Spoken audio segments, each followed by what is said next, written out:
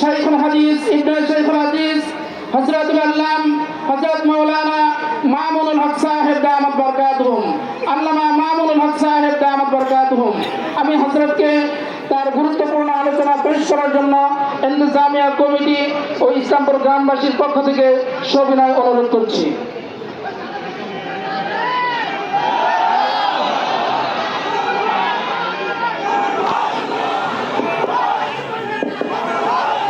السلام عليكم ورحمة الله.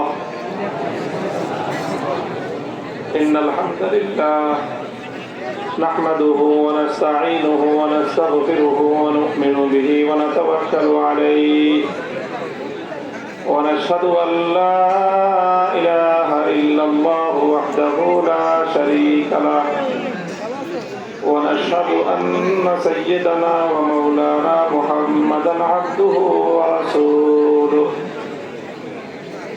صلى الله تعالى عليه وعلى آله وأصحابه وبارك وسلم تسليما كثيرا. أما بعد فأعوذ بالله من الشيطان الرجيم. بسم الله الرحمن الرحيم. الذين إن مكناهم في الأرض أقاموا الصلاة وآتوا الزكاة وأمروا بالمعروف ونهوا عن المنكر ولله عاقبة الأمور. بارك الله لنا ولكم في القرآن العظيم ونفعنا وإياكم بالآيات والذكر الحكيم. اللهم صل على محمد وعلى آل محمد كما صليت على إبراهيم وعلى آل إبراهيم إنك حميد مجيد. اللهم بارك على محمد وعلى آل محمد كما باركت على إبراهيم وعلى آل إبراهيم إنك حميد مجيد.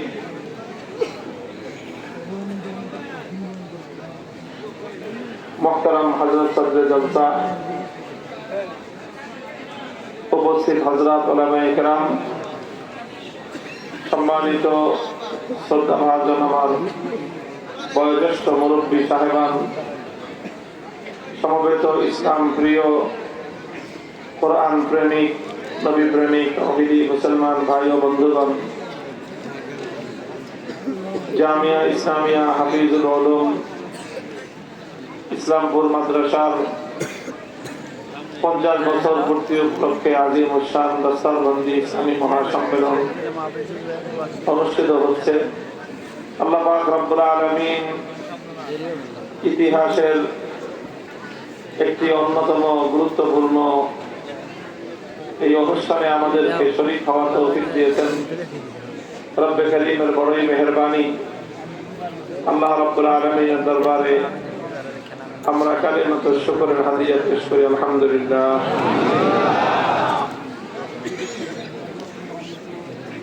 মুহতারাম, আমি আপনাদের সম্মুখে পবিত্র কোরআনে কারীমের সূরাতুল হজ্জের 41 নম্বর আয়াতটুকু তেলাওয়াত করেছি।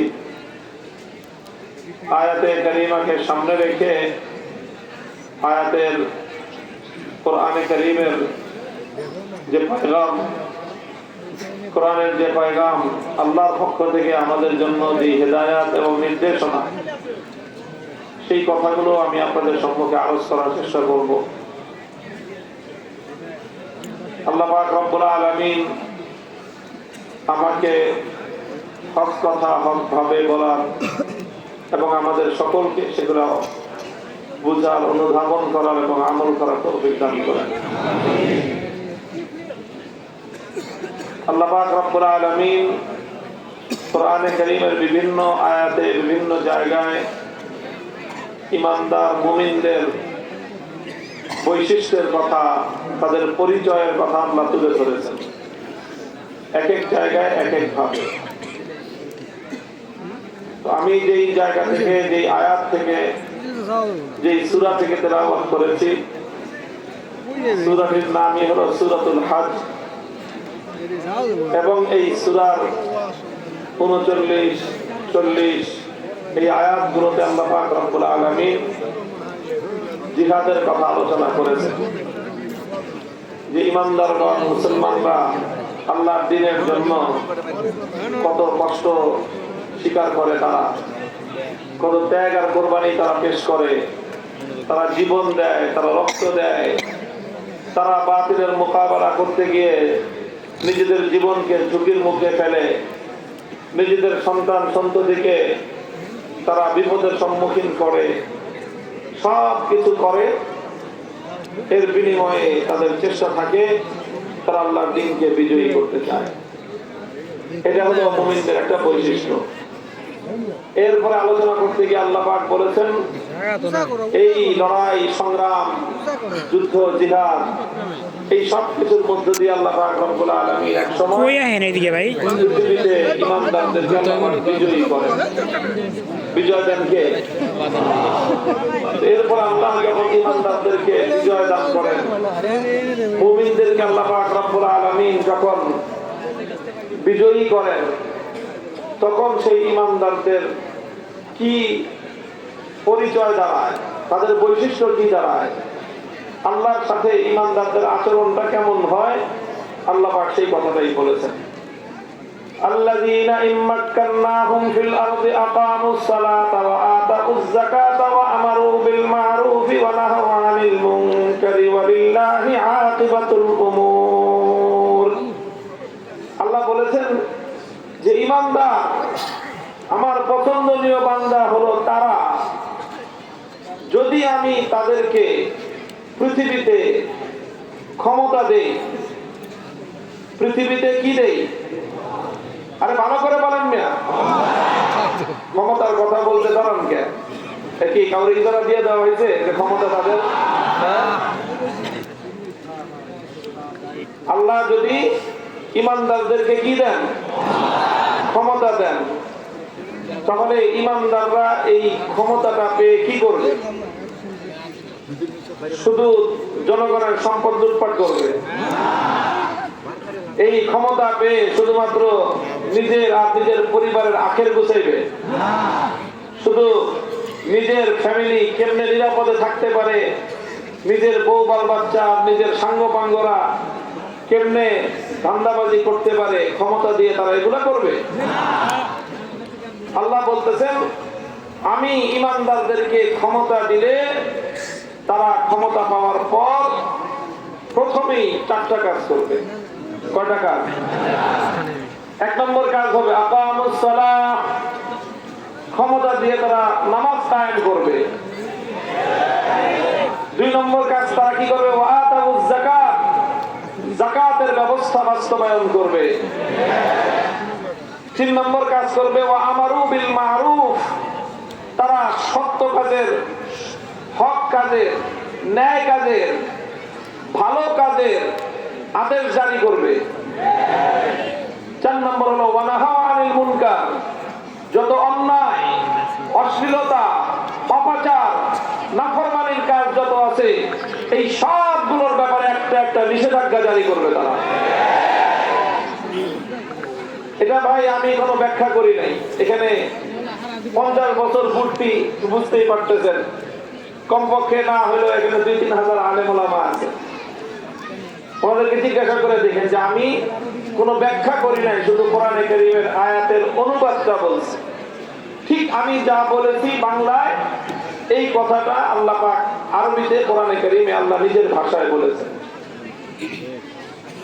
ইম্মাক্কান্নাহুম ফিল আরদ, সেই প্রাচীন যুগের, প্রথম যুগের মুফাসসিরে কোরআন, কোরআনে কারীমের মুফাসসির আল্লামা কুরতুবী রাহমাতুল্লাহি আলাইহি থেকে শুরু করে আল্লামা ইবনে কাসির রাহমাতুল্লাহি আলাইহি, সেই থেকে আজ পর্যন্ত একেবারে হাল জামানার যারা কোরআনের তাফসীর লিখেছেন, তারা সকলেই মাক্কান্নাহুম ফিল আরদ, এই আয়াতের অর্থ এটাই লিখেছেন, শব্দ একটু ভিন্ন, কিন্তু সবার মর্ম একটাই।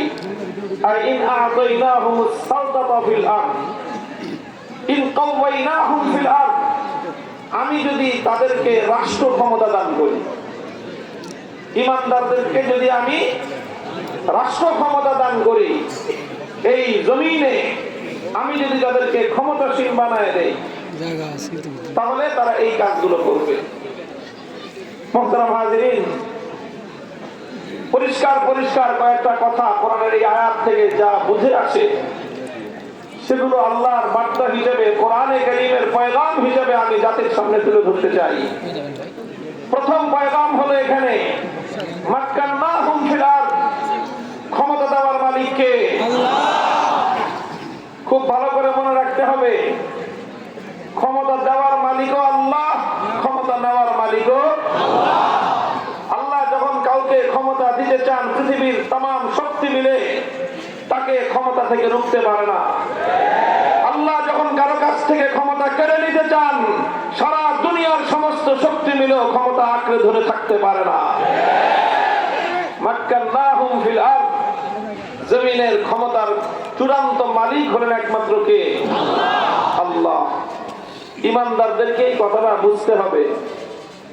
এবং এই জায়গা থেকে ইসলামী রাষ্ট্রবিজ্ঞানের যে সবচেয়ে বড় ভাইটাল পয়েন্ট, পৃথিবীর মানব রচিত অন্য যতগুলো রাজনৈতিক মতবাদ আছে, সবগুলো মতবাদের সাথে ইসলামের দৃষ্টিভঙ্গি, ইসলামের বিশ্বাস, ইসলামের আকীদার মৌলিক এই জায়গাটায় পার্থক্য আছে। শব্দটা খুব সূক্ষ্ম, পার্থক্যটা বুঝবেন। এখানে আবার একটু ভুল বুঝাবুঝির অবকাশ আছে মনোযোগ না দিলে। আল্লাহ বলতেছেন ক্ষমতা দেওয়ার মালিক কে? জনগণ ক্ষমতা দেওয়ার মালিক না, ক্ষমতা দেওয়ার মালিক হলেন আল্লাহ। এই জন্য ইসলামী রাষ্ট্রবিজ্ঞানের মূল কথাই হলো government of the Allah, not government of the people. সরকার জনগণের হয় না, সরকার হয় কার? আল্লাহর সরকার, অবশ্য ফর দ্য পিপল। জনগণের কল্যাণে কাজ করবে সরকার, নিজের কল্যাণে না, নিজের পরিবারের কল্যাণে না, নিজের দলের ধান্দাবাজির জন্য না, নিজের দলের চান্দাবাজির জন্যও না। সরকার কাজ করবে দেশের জন্য, সরকার কাজ করবে জনগণের কল্যাণে। গোটা রাষ্ট্রের প্রতিটি নাগরিকের দায়িত্ব যে সরকার দিতে পারে, আল্লাহর পক্ষ থেকে একমাত্র সেই ক্ষমতার মস্তদে বসার অধিকার রাখে। কেউ যদি বলে মানুষের বেডরুমের নিরাপত্তা দেওয়ার দায়িত্ব আমাদের না, প্রথম দিনেই আল্লাহ বলবেন যে তুই আমার পক্ষ থেকে ক্ষমতা পরিচালনা করবার অধিকারও রাখিস না। আল্লাহ যাকে আল্লাহর ক্ষমতা প্রদান করেন, সে তো আল্লাহর পক্ষ থেকে ক্ষমতা প্রাপ্ত হয়ে তার কথার ভাষা কেমন হবে, তার দায়িত্বের অনুভূতি কেমন হবে, সে তো বলবে আল্লাহ লাউ আন্না বাগালাতান আসারাত আলা শাত্তিল ফুরাত লাযিদতু আন ইয়াসআলানি আল্লাহু আনহা লিমা লাম উসাব্বিলাহা তারিক। যে মনে করে যে আল্লাহ আমাকে ক্ষমতা দিয়েছেন, এই ক্ষমতার হিসাব আবার আমাকে আল্লাহর কাছে দিতে হবে, তার অনুভূতি হবে খোদার কসম, সুদূর ফোরাতের নদীর তীরে যদি একটি গাধা পথ চলতে গিয়ে, বোঝা বহন করে চলতে গিয়ে হঠাৎ করে হোঁচট খেয়ে পায়ে ব্যথা পায়, তাহলে রাষ্ট্রনায়ক ভয়ে ভীত সন্ত্রস্ত থাকবে। লাযিদতু আন ইয়াসআলানি আল্লাহু আনহা, আমার ভয় হয় যে আল্লাহ আমাকে জিজ্ঞাসা করবেন, খলিফা হয়েছো, রাষ্ট্রনায়ক হয়েছো, তোমার গণভবনের সামনে দিয়ে তো রাস্তা প্রতি মাস 6 মাস পর পর কার্পেটিং হয়, আর সেই গ্রামের একটা মেঠো পথ, যেই পথ দিয়ে গাধা হেঁটে যাবে, যেই পথ দিয়ে মহিষ তোমাদের মাল সামান বহন করে নিয়ে যাবে, যেই পথ দিয়ে গরু গাড়ি টেনে নিয়ে যাবে, সেখান দিয়ে তোমাদের মালামাল বহন করতে গিয়ে একটা অবলা প্রাণী, গরু, মহিষ, গাধা কেন হোঁচট খাইলো? তুমি কেন রাস্তাটা সমান করতে পারো নাই? রাষ্ট্রপ্রধান হয়েছ, গরু, গাধা, মহিষের রাস্তা সমান করতে করতে পারো নাই, নিজের বাড়ির রাস্তাটা সমান করেছো, তোমার মতো অযোগ্য ব্যক্তির ইসলামের পক্ষ থেকে ক্ষমতাসীন হওয়ার কোন অধিকার নাই। মুহতারাম হাজিরিন, এই জন্য এই কথাটা খুব ভালো করে মনে রাখবেন। ইসলামের সর্বমৌলিক দৃষ্টিভঙ্গি হলো রাজনীতি সম্পর্কে, রাষ্ট্র ক্ষমতা সম্পর্কে। রাষ্ট্র ক্ষমতার আসল মালিককে নিয়াবাতান আনিল্লাহ, আল্লাহর প্রতিনিধি হিসেবে আল্লাহ পাক সরকারকে ক্ষমতা দান করেন। সুতরাং সরকার হলো আল্লাহর ম্যানেজার। এক কথায় বলতে গেলে সরকার হলো কি? আল্লাহর ম্যানেজার। মালিককে চিৎকার করে বলেন, রাষ্ট্র ক্ষমতার মালিককে? আল্লাহ হলেন রাষ্ট্র ক্ষমতার প্রকৃত মালিক, আর সরকার হলো ম্যানেজার। ম্যানেজার কিন্তু সব কাজ চালায়, কথা বলেন ঠিক কিনা? মিল, কল কারখানা, ফ্যাক্টরি, ব্যবসা বাণিজ্যের প্রতিষ্ঠান, আপনি যখনই যাবেন যে দেখবেন যে চেয়ারে বসা ম্যানেজার। আপনি টাকা দিচ্ছেন, টাকা নিচ্ছে ম্যানেজার। আপনাকে চেক দিচ্ছে ম্যানেজার। আপনি মাল কিনতেছেন, মাল বুঝে দিচ্ছে ম্যানেজার। আপনি তাকে জমা দিচ্ছেন, জমার স্লিপ বুঝে দিচ্ছে ম্যানেজার। ভাউচারে স্বাক্ষর করতেছে ম্যানেজার। সব কিছু ম্যানেজার করতেছে। সব কিছু ম্যানেজার করলেও এই ম্যানেজার কিন্তু নিজের ইচ্ছায় কোনো কিছু করার অধিকার রাখে না। দিন শেষে ম্যানেজারকে তার এই ব্যবসা প্রতিষ্ঠানের পাই পাই করে হিসাব মালিককে বুঝিয়ে দিতে হয়। মালিকের নির্দেশনার বাইরে, মালিকের অর্ডারের বাইরে মালিক বলেছে অমুককে মাল দিবা না, মালিক বলেছে অমুককে বাকি দিবা না, মালিক বলেছে অমুকের সাথে কারবার চলবে না। ম্যানেজার যদি মাতব্বরি করে মালিকের অর্ডার সে যদি ভায়োলেট করে, মালিকের অর্ডার যদি সে উপেক্ষা করে, চাকরি থাকবে? মালিক কান ধরে বলবে যে তুমি ম্যানেজার হয়ে মালিকের মতো আচরণ করতে চাও, মালিকের মতো তুমি একটা প্রতিষ্ঠানে মালিক দুইজন হয় না, মালিক আমি, তুমি আমার ম্যানেজার। কোন ম্যানেজার যদি ব্যবসা প্রতিষ্ঠানে, যে কোনো প্রতিষ্ঠানে মালিকের অর্ডার উপেক্ষা করে কোন আদেশ বাস্তবায়ন করে, কোন কার্যক্রম পরিচালনা করে, সেই ম্যানেজার ওই প্রতিষ্ঠানে আর ম্যানেজার থাকার অধিকার রাখে না। ঠিক তদ্রূপ রাষ্ট্র ক্ষমতার প্রকৃত মালিক হলেন কে? আর সরকার হলো আল্লাহর পক্ষ থেকে ম্যানেজার। সুতরাং সরকার এমন ভাবে রাষ্ট্র পরিচালনা করবে যেমন ভাবে আল্লাহ আইন দিয়েছেন। এই জন্য চূড়ান্ত ভাবে ইসলাম বলে আইন প্রণয়ন করার সার্বভৌম ক্ষমতা একমাত্র কার? আল্লাহ আইন দিবেন, আল্লাহ রুলস করে দিবেন, আল্লাহ সিস্টেম দিয়ে দিবেন। সরকাররা আল্লাহর সিস্টেম অনুযায়ী আল্লাহর সিস্টেমকে ম্যানেজারের মতো করে জনগণের উপর বাস্তবায়ন করবে। কাজে এই যে পশ্চিমা সভ্যতা, পশ্চিমা গণতন্ত্র, পশ্চিমা সমাজতন্ত্র, ইউরোপ, আমেরিকা, ইহুদি, খ্রিস্টানরা মুসলমানদেরকে আল্লাহ প্রদত্ত সেই রাজনৈতিক ব্যবস্থা থেকে তাদেরকে দূরে সরায় নিয়ে এখন তাদেরকে এমন এক কথা শিখিয়ে দিয়েছে, এমন এক কথা বুঝিয়ে দিয়েছে, যেই কথা বিশ্বাস করলে মানুষের ঈমানে থাকে না। আল্লাহ পাক রব্বুল ইজ্জত আমাদের ঈমান এবং আমলকে হেফাজত করেন। আল্লাযীনা ইম্মাক্কান্নাহুম ফিল আরদি আকামুস সালাতা ওয়া আতাউয যাকাত। ক্ষমতা দেওয়ার একমাত্র মালিক কে? আল্লাহ বলতেছেন আমি যদি আমার ঈমানদারদেরকে রাষ্ট্র ক্ষমতা প্রদান করি, তাহলে তারা এই রাষ্ট্র ক্ষমতা পাওয়ার পর আমার নির্দেশ মোতাবেক সর্বপ্রথম 4টি কর্মসূচি তারা বাস্তবায়ন করবে।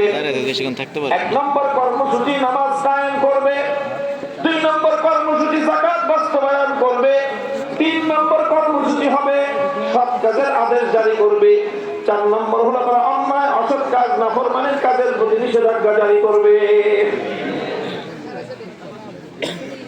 কথাটা পরিষ্কার হলো? পরিষ্কার? মুহতারাম হাজিরিন, আমি এখান থেকে আরো 2টা আলোচনা, এই কথাগুলি মনে রাখতে হবে। একটার পরে একটা, সিঁড়ির পরে যেরকম একটার পর একটা সিঁড়ি আসে, তো ওই সিঁড়ি ধাপে ধাপে আমাকে আলোচনা সামনের দিকে যেতে হবে। পিছনের কথা কিন্তু আপনারা ভুলতে পারবেন না, তাহলে সামনের আলোচনা বুঝে আসবে না। একটু মনোযোগ দিয়ে কথা খেয়াল করবেন। এখানে প্রথম একটা প্রশ্ন আসতে পারে যে আল্লাহ পাক রাষ্ট্র ক্ষমতা দিয়ে এত গুরুত্বের সাথে নামাজ আর রোজার কথা বললেন, নামাজ আর যাকাতের কথা কেন বললেন?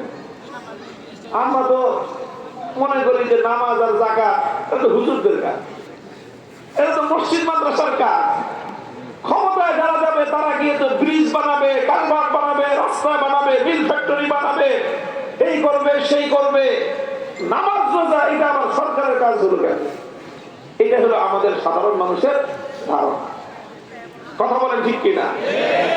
এই জন্য আপনাদের কাছে যারাই যখনই সরকারে যাইতে চায় আইসা বলে আমারে ভোট দেন, আমি আপনার রাস্তাঘাট ঠিক করে দেব, আমারে ভোট দেন ব্রিজ কালভার্ট করে দিব, আমারে ভোট দেন বেকারদের চাকরি দিয়ে দিব, আমারে ভোট দেন সকলকে আমি টাকা পয়সা দিয়ে ভাষায় দিব, এই করব সেই করব, এত কিছু বলে।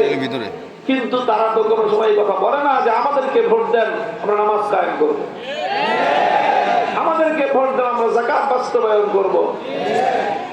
এই কথা বলার লোক কম, যারাও ছিল তারাও আজকে এগুলো বলে না। কেন বলে না? পাবলিক খায় না। পাবলিক খায় কি? পাবলিক খায় হুজুর আমি টাকা কি দিবেন সেটা কর, এই নামাজ যাকাত দিয়ে কি হবে আমাদের? ভাই এই জন্য আমাদের নিজেদেরকে আগে, আমাদের নিজেদের যে বিশ্বাস, আমাদের নিজেদের যে স্বভাব, এটাকেও একটু পরিবর্তন করা দরকার। নামাজ এবং যাকাতের এতটা গুরুত্ব কেন?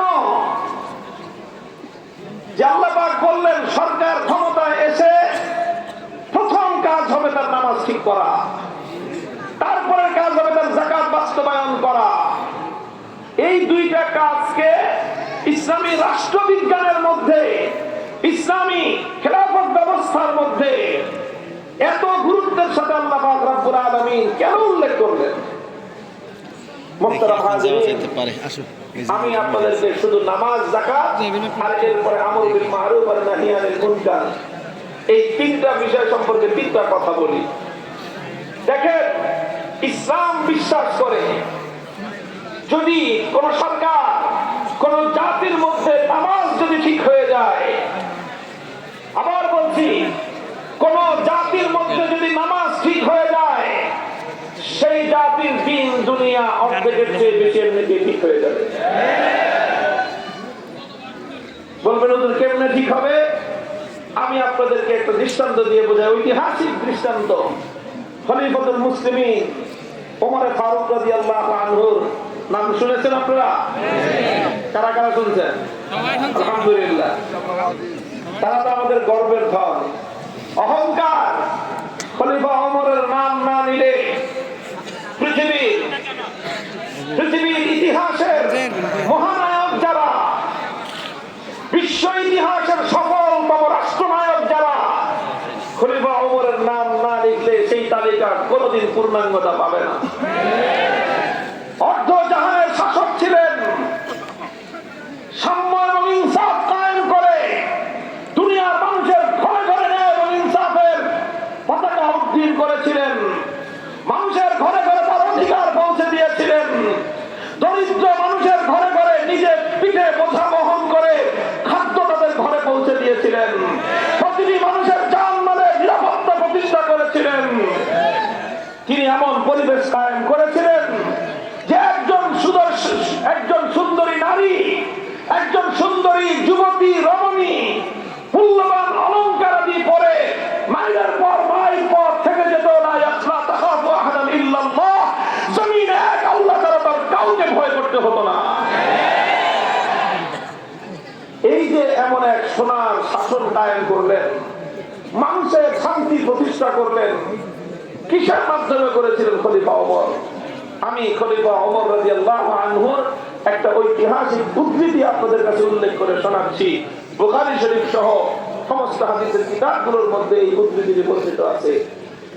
খলিফা ওমর একবার তার রাষ্ট্রের সকল সরকারি কর্মকর্তাদের নামে একটা ফরমান জারি করলেন। রাষ্ট্রীয় ফরমান বুঝেন তো? সার্কুলার জারি করলেন। কি ছিল তার ভাষা? তিনি বললেন, দেখো, ইন্না আহাম্মা উমুরিকুম ইনদি আস-সালাহ, ফামান হাফিজাহা ফাহুয়া লিমা সিওয়াহা আহফাজ, ওয়া মান দাইয়াহা ফাহুয়া লিমা সিওয়াহা আদিয়া।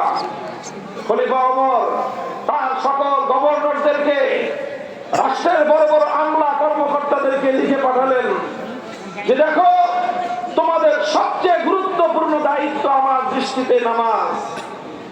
যেই গভর্নর, রাষ্ট্রের যেই কর্মকর্তা, সরকারের যেই প্রশাসক সে নামাজকে যত্নের সাথে বাস্তবায়ন করবে, তার দ্বারা রাষ্ট্রের অন্য সকল দায়িত্ব এর চেয়ে আরো সুন্দরভাবে আঞ্জাম পাবে।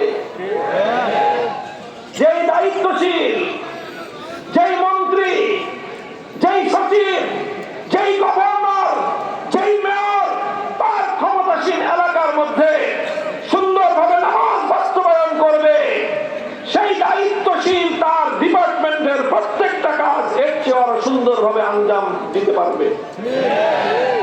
ওমান দাইয়াহা ফাহুয়া লিমা সিবাহা আযিয়াউ। আর যেই দায়িত্বশীল, যেই মন্ত্রী, যেই সচিব, যেই রাষ্ট্রের কর্মকর্তা নামাজকে নষ্ট করবে, ফাহুয়া লিমা সিবাহা আযিয়াউ, ওর একটা ব্রিজ বানাইতে দিলে ও ওই ব্রিজের মধ্যে রডের বদলে বাঁশ দিবে। সেই কর্মকর্তা নামাজ ধ্বংস করবে, ওকে একটা রাস্তা বানাইতে দিলে আলকাতরার জায়গায় ও কেরোসিন তেল ঢালবে। রাষ্ট্রের যে জায়গায় ওকে দায়িত্ব দেওয়া হবে প্রত্যেকটা জায়গাকে ও ধ্বংস করে ছাড়বে। জনগণ এবং দেশের কল্যাণ তার দ্বারা হবে না। মনে রাখবেন, যে ব্যক্তি তার খোদার সঙ্গে গাদ্দারি করতে পারে সে কোনদিন খোদার বান্দার সঙ্গে আমানতদারি রক্ষা করতে পারে না। এই একটা স্বাভাবিক কথা। আপনার বিবেককে জিজ্ঞাসা করেন তো, যেই বলা বাবার সাথে গাদ্দারি করে ও বুঝি ভাইয়ের হক দিবে? বলেন তো আপনারা। আরে বাপের সাথে যে সন্তান গাদ্দারি করতে পারে সেই সন্তান ভাইয়ের হক আদায় করতে পারে কোনদিন? ভাইয়ের সাথে যে হক, ভাইকে যে হক দিবে, বোনকে যে হক দিবে, এলাকাবাসীকে যে হক দিবে, আত্মীয় স্বজনকে যে তাদের হক প্রাপ্য বুঝে দিবে, সে নিজের বাপ মাকে বুঝি না খাওয়ায় মারতে পারে? নিজের বাপ মায়ের আদেশ সে অমান্য করতে পারে? আরে ভাই, যে নিজের বাপ মায়ের আদেশ অমান্য করতে পারে, যার দ্বারা নিজের বাপ মা কষ্ট পায়, যে নিজের বাপ মায়ের হক আদায় করতে পারে না, তার দ্বারা এলাকার জনগণ তো দূরের কথা, তার আপন ভাইয়ের হকও তার দ্বারা আদায় করতে পারে না।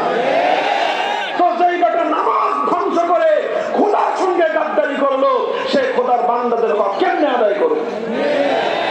মুসলমান, আজ তোমরা ইসলামের এই মূল নীতি ভুলে গিয়েছো। এই জন্যই তোমরা সৎ শাসক পাও না।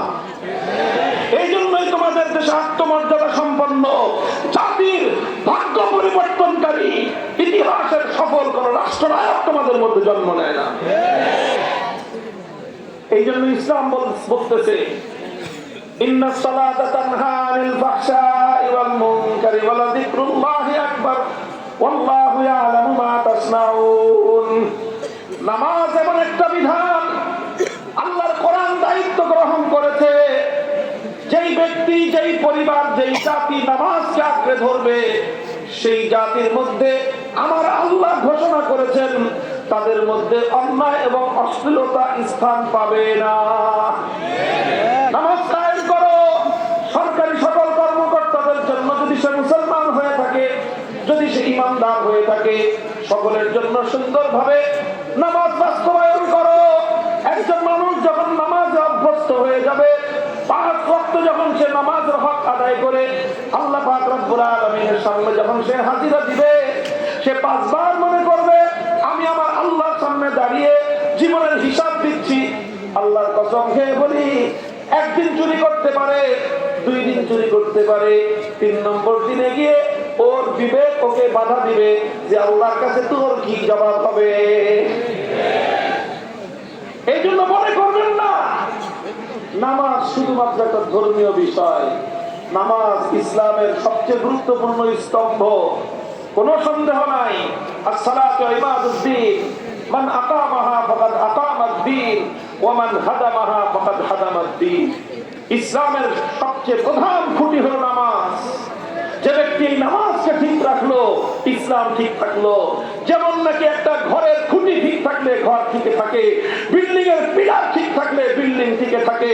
বিল্ডিং এর পিলার যদি ধসে যায়, সেই বিল্ডিং আর মানুষের আশ্রয় আশ্রয়স্থল থাকে না, সেই বিল্ডিং মানুষের জন্য মরণ ফাঁদ হয়ে দাঁড়ায়। একটা বিল্ডিং এর জন্য পিলারের যেমন গুরুত্ব, মুসলমানদের জন্য নামাজের তেমন গুরুত্ব। যদি নামাজ বাস্তবায়ন করা হয় তাহলে সমাজ আর এইভাবে দুর্নীতির কালো চাদরে আবৃত থাকবে না। নামাজ বাস্তবায়ন করলে মুসলিম জাতির উপর খোদার রহমত বর্ষিত হবে। আল্লাহ যখন কোন জাতির উপর রহম বর্ষণ করেন, খোদার কসম খেয়ে বলি, সারা কাফের দুনিয়া, সারা দুনিয়ার বেঈমানরা মিলেও সেই মুসলিম জাতির অগ্রগতি থেকে রাখতে পারে না।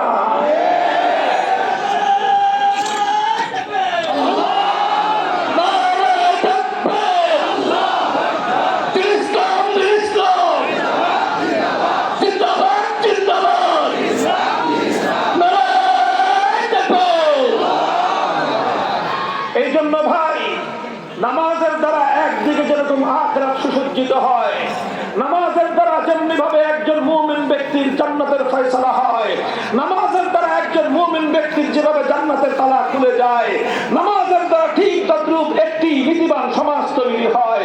নামাজের দ্বারা যেরকম ইমানদারদের আখিরাত সুসজ্জিত হয়, এই নামাজের দ্বারা এই মুসলমানদের ব্যক্তি, পরিবার, রাষ্ট্র জীবনের মধ্যে অভূতপূর্ব উন্নতি আসতে পারে। আমি রহস্য খুলে দিলাম। ওমর রাদিয়াল্লাহু আনহুর জীবনী পড়েন, বড় বড় তার জীবনের বড় বড় যেই কর্মকাণ্ড ছিল, তার জীবনে উল্লেখযোগ্য সাফল্য যেগুলো ছিল, তার মধ্যে একটা অন্যতম যে তিনি রাষ্ট্রের প্রত্যেকটি সরকারি কর্মকর্তার জন্য গভীরভাবে লক্ষ্য রাখতেন তার নামাজ কি অবস্থা। যেই কর্মকর্তা নামাজে ফাঁকি দেয়, উনি তাকে দায়িত্বে রাখতেন না। যে তুমি নামাজে ফাঁকি দাও মানে আল্লাহরে ফাঁকি দাও। যে আল্লাহকে ফাঁকি দেয় বান্দাকে সে কোনোদিনও হক পুরোপুরি দিতে পারে না। যতই কর আপনি, হুজুর অনেক ভালো মানুষ খালি নামাজে ফাঁকি দেয়, হইতেই পারে না রে ভাই। কেমনে হবে? নামাজে ফাঁকি দেওয়া মানে কাকে ফাঁকি দেওয়া? তো বলেন যে আল্লাহকে ফাঁকি দিতে ভয় পায় না, সে বুঝি জনগণের টাকা মারার সুযোগ পাইলে মারবে না? আল্লাহ পাক রব্বুল ইজ্জত আমাদেরকে বুঝার তৌফিক দান করেন। তো এই জন্য আল্লাহ বলতেছেন, আরে তুমি যদি তোমার দেশের উন্নতি করতে চাও, জাতির উন্নতি করতে চাও, রাষ্ট্রের উন্নতি করতে চাও, শুধু ব্যবসা বাণিজ্য দিয়ে রাষ্ট্রের উন্নতি হয় না, মিল ফ্যাক্টরি দিয়ে শুধু রাষ্ট্রের উন্নতি হয় না, রাস্তাঘাটের ব্রিজ কালভার্ট দিয়ে শুধু রাষ্ট্রের উন্নতি হয় না। যে কোনো জাতির উন্নতির জন্য সর্বপ্রথম সেই জাতির মানুষের উন্নতির প্রয়োজন। Man power is the fact, man power is the actual power. জনসম্পদ হলো প্রকৃত আসল সম্পদ। জনসম্পদ আসল সম্পদ, টাকার সম্পদ আসল সম্পদ নয়, সোনার সম্পদ আসল সম্পদ নয়, ডলারের সম্পদ আসল সম্পদ নয়। জাতির জনগণকে যদি তুমি জনসম্পদে পরিণত করতে না পারো, সেই জাতি কোনোদিন উন্নত জাতি হিসেবে বিশ্ব দরবারে স্থান পাবে না। আর জাতি সম্পদ, জাতির জনসম্পদ উন্নয়নের ক্ষেত্রে নামাজের চেয়ে, সালাতের চেয়ে বেশি কার্যকর ঔষধ আর দুনিয়াতে দ্বিতীয়টা নাই। এখানে আল্লাহ বলেছেন, প্রথম নামাজটাকে সুন্দরভাবে বাস্তবায়ন করো, দেখবা। শুধু ভাই রাষ্ট্রের কথা বলতেছি না, শুধু রাষ্ট্রের কথা বলতেছি না। আপনি যে কোনো প্রতিষ্ঠান পরিচালনা করেন, গার্মেন্টস, মিল, ফ্যাক্টরি, ব্যবসা বাণিজ্য, যে কোনো আপনি আপনার ব্যবসা প্রতিষ্ঠানের মধ্যে সকল কর্মকর্তা কর্মচারীদের জন্য সুন্দরভাবে নামাজের ব্যবস্থা করেন। আপনার ফ্যাক্টরিতে যেন কোনো বেনামাজি না থাকে, প্রত্যেকটা মানুষের জন্য নামাজের ব্যবস্থা করেন। নামাজের টাইমে ফ্যাক্টরি বন্ধ রাখেন, বন্ধ রাখতে না পারলে শিফট করেন। 2 শিফটে হবে, 1 শিফট আগে নামাজ পড়বে, তারপরে তারা কাজে যোগদান করবে, এরপরে আবার আরেক শিফট নামাজে যাবে। এইভাবে আপনার ফ্যাক্টরিতে, আপনার মিল কলকারখানায়, আপনার ব্যবসা প্রতিষ্ঠানে 100% এমপ্লয়ি যদি নামাজি হয়, খোদার কসম খেয়ে বলি, আপনার ব্যবসা প্রতিষ্ঠানে ইনশাআল্লাহ অন্য 10টা ব্যবসা প্রতিষ্ঠানের চেয়ে বরকতের দিক থেকে, নীতির দিক থেকে, দুর্নীতি মুক্ত হওয়ার দিক থেকে অগ্রসর হবে। অ্যাপ্লাই করে দেখেন না আমার আল্লাহর বিধানটা। আমরা তো চিন্তা করি যে আমার কর্মচারী নামাজ পড়তে গেলে তো লস, নামাজ পড়তে গেলে টাইম যাবে, জোহরের সময় আধা ঘন্টা, আসরের সময় 20 মিনিট, মাগরিবের সময় 15 মিনিট, কাজে এই নামাজে যেই কর্মচারী নামাজ পড়ে, যেই কামলা নামাজ পড়ে, যেই ড্রাইভার নামাজ পড়ে, এদেরকে অনেকে চাকরি দিতে চায় না, মনে করে যে লস।